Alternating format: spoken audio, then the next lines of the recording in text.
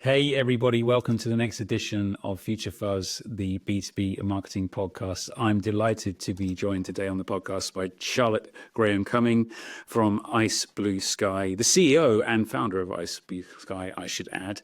And she is also known as CGC. Charlotte, thank you very much for coming on to the Universally. podcast. So, yeah, universally, indeed. Let's start with your quote that we talked about previously, is that MQLs are effectively the worst thing that happened to technology and sales in general. Maybe you can enlighten us on your take on that. Yes, well, I will get up on my soapbox, unfortunately, but thanks for having me on here, Justin. It's nice to be here. Yeah, I've been in the tech sector doing marketing for a very long time, probably 28 years, longer than I care to admit. And I do, MQLs appeared with the proliferation of digital marketing. So everybody got very excited because they could measure things, and that's great, and it is great. I'm not denying that. And then we had the Serious Decisions waterfall model that came out, and everyone got equally as excited around that. And then it became somehow the Bible for measuring marketing performance, and a huge stick to beat marketeers with. But in my opinion, and I know a lot of people, I know it's a very Marmite topic, this. I know there are lots of finance and sales people who would disagree with me, but MQLs, they are terrible. They're a terrible indicator because they bear no relation to how people buy or how companies sell. So what purpose do they serve? I do think they're a vanity metric. And, I've been in situations where, we were working with a company, often owned by private equity, because obviously they've got numbers to hit, sales revenue to predict, and I understand the reality of those situations. But they then dictate, okay, you've got to have 500 MQLs in a market where there may only be 200 companies. Right.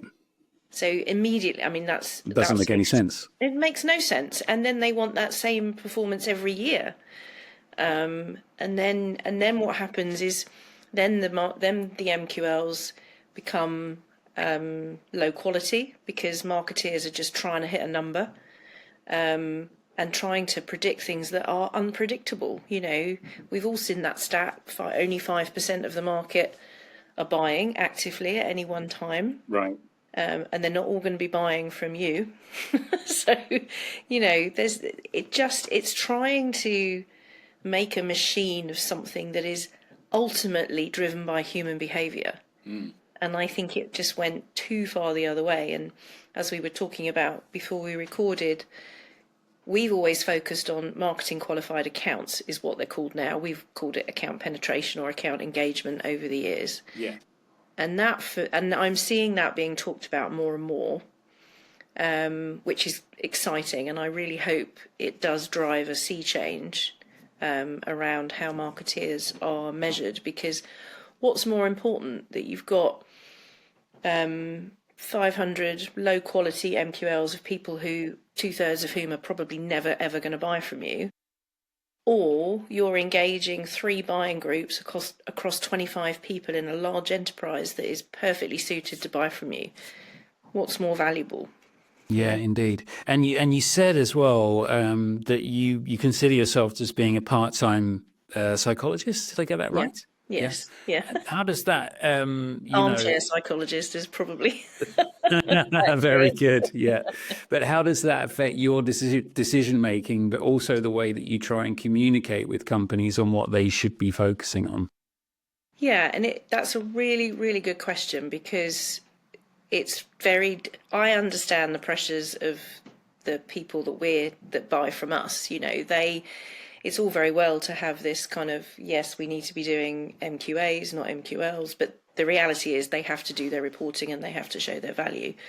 So you have to understand that and accommodate that, but also help them sell that idea into their organization around the value of it. And a lot of that comes down to, working closely with sales, because as marketeers, if you can get sales on board, even in a really informal way. You don't have to go down the whole, let's align compensation, let's all have this full tight integration.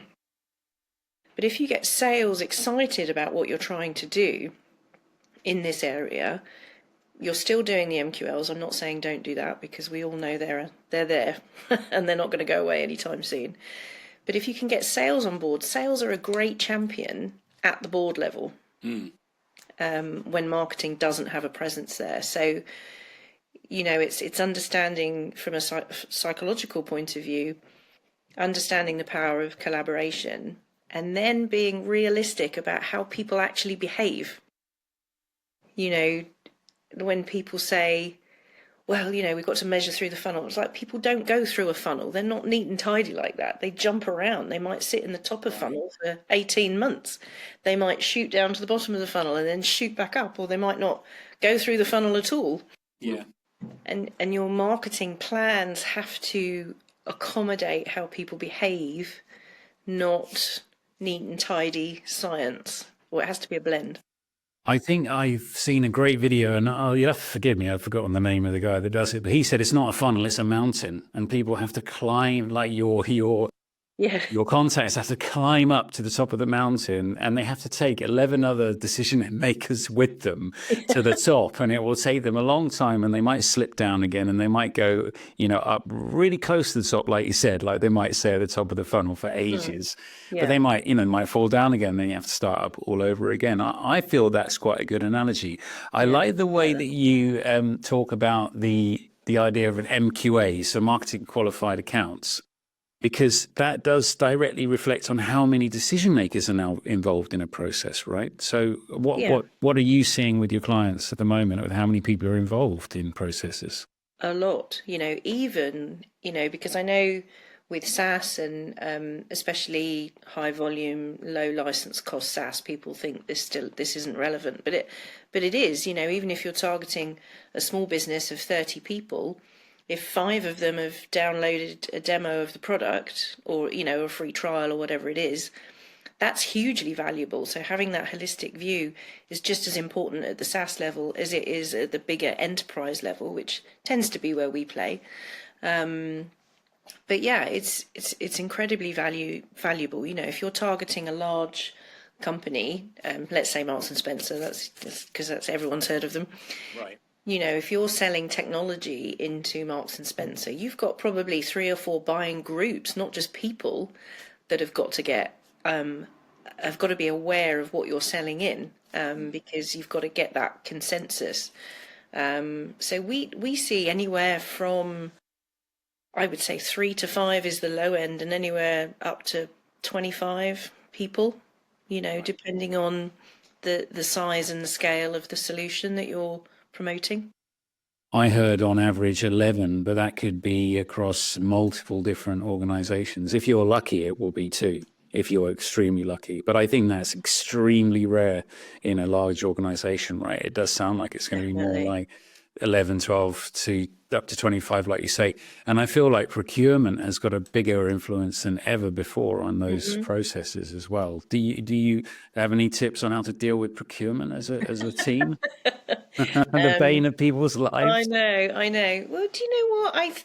I do think procurement is much maligned. They have a job to do. They are given goals and objectives by the business, which is make sure we're buying sensibly, make sure that we're not paying over the odds, which, so they have a goal and an objective, and it's like any kind of marketing. You've got to know who you're talking to and how to talk to them. And if you go in with the mindset that procurement is a barrier, then they will be. Whereas if you go in with the mindset, early on with your campaigns, and you're inclusive of procurement, and they're often not included in a very personalized level of outreach. They're often just tacked on to finance. And, it's like any group of people. If you can make them feel that what you're sharing with them is tailored to them and that you will help them meet their objectives, then you're going to have an easier time with them. I do know some organizations are now approaching procurement first. Yeah. So that they're registered somewhere, or there's a copy of an email somewhere. because they will go back. Have we spoken to this company before? Are they already in our system? Yeah. Especially with the larger groups. And I think especially in the tourism sector, it's kind of a standard thing now. All right, you want to speak to us? Well, you've got to go through procurement first. You've got to Yeah, get that's registered. interesting. Yeah. Yeah, Yeah. it really varies in technology, I think, because technology, and I obviously that's where I focus, so I'm not as familiar with other sectors, but certainly with technology, there's a lot tied into whoever has found the solution and who is the champion of that solution or company. Again, there's a lot of emotional connection there, so sometimes procurement is really important in that process, and sometimes even the executive sponsor who wants this technology will try and go around it, which again doesn't help the vendor, because they're trying to create a positive experience there. So it really varies, certainly from what I've seen. And at Ice Blue Sky, you do focus on ABM as a strong approach. Is that one of the main things that you do? Is that something that you're going to do more of or less of? Yeah, well, we've always done it. We used to call it target account marketing, and now we call it ABM, or have done for a long time. Yeah, I mean, our services, we fall into kind of three categories. So strategy is a big thing for us, whether it's brand, whether it's go to market. It's how do you create the best strategy for your objectives, and then ABM kind of comes out of that, and then also sales and channel enablement. So for us, our focus will continue to be in those areas. We're doing a lot more data work now, because everybody has data. Everybody has data that is a mess and incomplete. So, and with the proliferation of AI, we're doing a lot more with data, sort of helping companies. Marketeers have loads of data, but they don't do a lot with it. Right. And we've got various solutions and tech and things that we've put together to really help marketeers take all of that data, clean it up, make it work harder for them, to help them predict churn, for example, to help them map, who are the companies most likely to buy from you, where should you be focusing your efforts, because, budgets aren't getting any bigger, unfortunately. So, people have got to focus. They've got to focus their activities in a much better way, and data, both historical and future, can really help with that. And when you say that AI is supporting in that process, just curious, what sort of data sets have these companies got hold of over time, and how is AI being used to process that data? Is that things like, if we do this much marketing activity, we normally expect this outcome? Or is it really, down to like data sets of individuals? What kind of sets are we talking about? So what we do, we've actually developed a joint venture with Cloud Apps, who you probably are aware of. And we've created this sort of managed service called Blue Cloud AI. And essentially what it does is it takes all of that sales and marketing data. So, marketeers have a lot of data sitting in marketing automation systems, in CRMs, several other types of systems. So what this platform is predictive AI, so it's machine learning AI, and basically you can put all of the data in there. You have to clean it up first, which is where the data services come in. But you put it all in there, and then you can really quickly, like within a matter of minutes, see very clearly what your different ideal customer profiles are. Then you can use that, for example, to map against prospect data. So you could pile in a load of prospect data, and then it can rank all of those companies, and so you get your top 20%, which are more likely to buy from you. You can analyze the data. Say if you're a SaaS company and your churn rates, you want to get your churn rates down by 1 or 2%, which for a high volume SaaS company can represent significant revenue. It can predict which accounts are at highest risk of churn, so then sales and customer services can focus their efforts on those accounts. You can identify which customers are more likely to cross-sell or upsell. So there's all sorts of stuff you can do to really drive bottom line revenue. And, one of the reasons we're really excited about that is because commercial justification is the bane of every marketeer's life, because I think it was Henry Ford who said, half of my marketing is wasted, or my advertising, but I can't tell you which half. Right. I have to Yeah. keep doing it all. Classic. Yeah. Because marketing is as much an art as it is a science. And again, because it's at the vagaries of human behaviour, there's a lot of unpredictability in there. So something like using AI to manage and get value from all of this data gives the marketing teams a really good commercial value that they can add to the business quickly, while doing some of the bigger stuff, the marketing qualified account stuff, the account-based marketing, whatever it is, alongside that.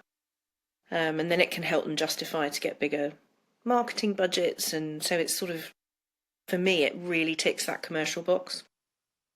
I guess combining the data that you can process and really analyze and try and understand, that will really help you.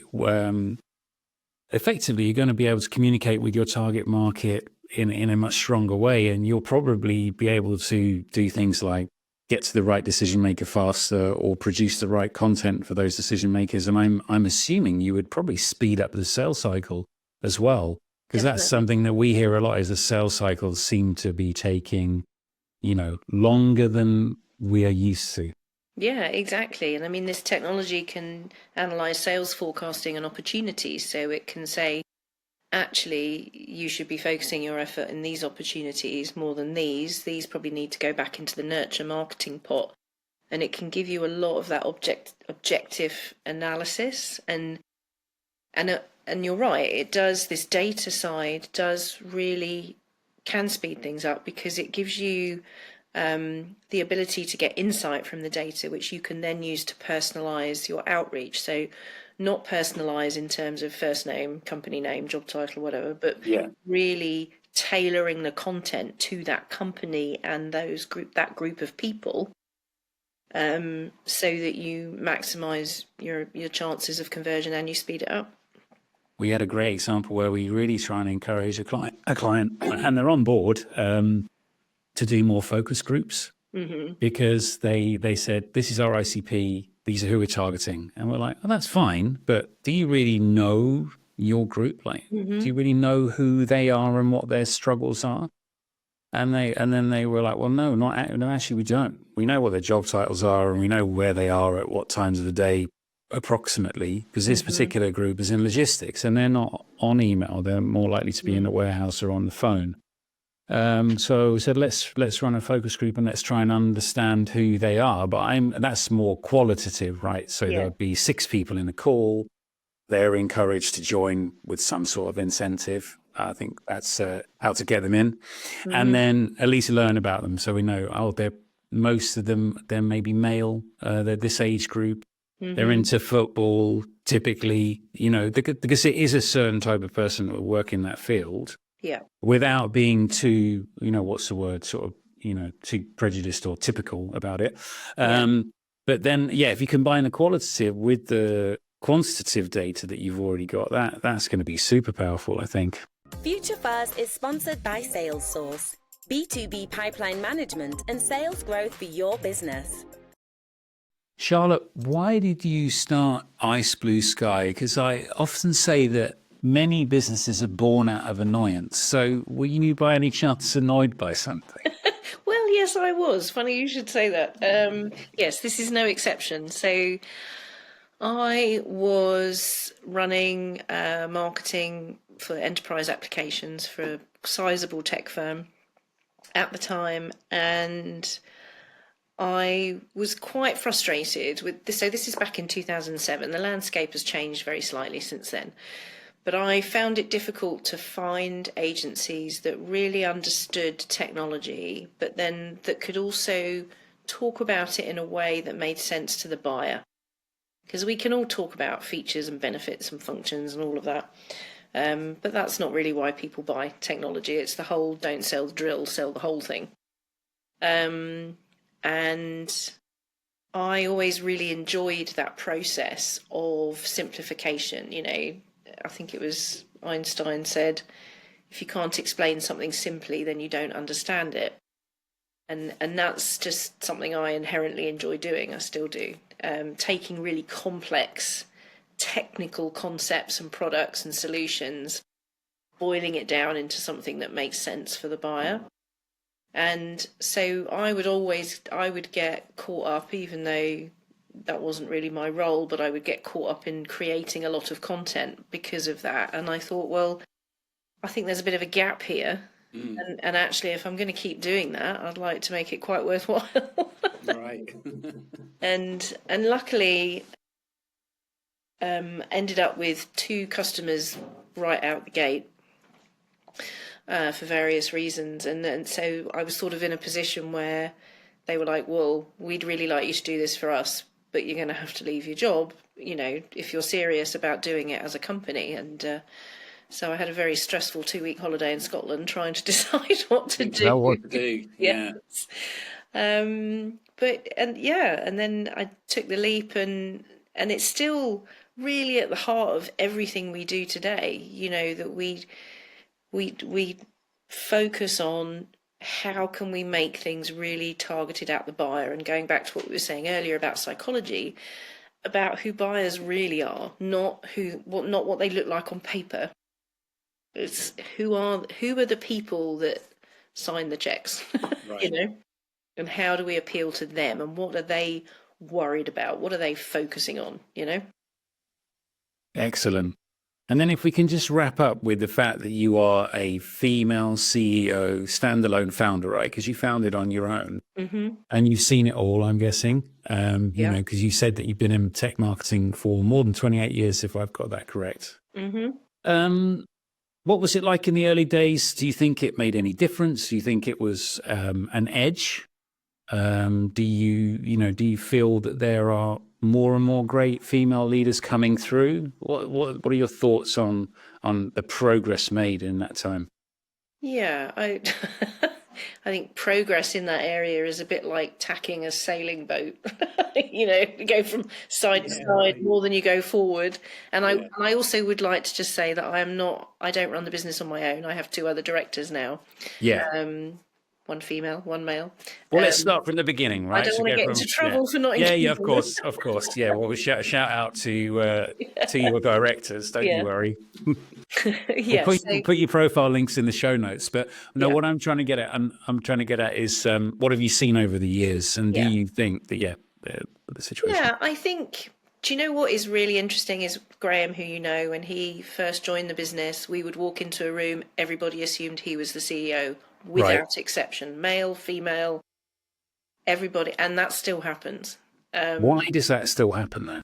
I just think it's so socially ingrained in our culture that the men are the position of authority, and I think it is so ingrained in us and has been for centuries that it's a subconscious bias. It's not. I don't think I have. It's not malicious or anything. It's not malicious, but that's just the assumption that people make. But that's got easier as I've got older. I think when I started it, I was in my 30s. I'm now in my early 50s, and I think age, thankfully, has given me some sense of gravitas.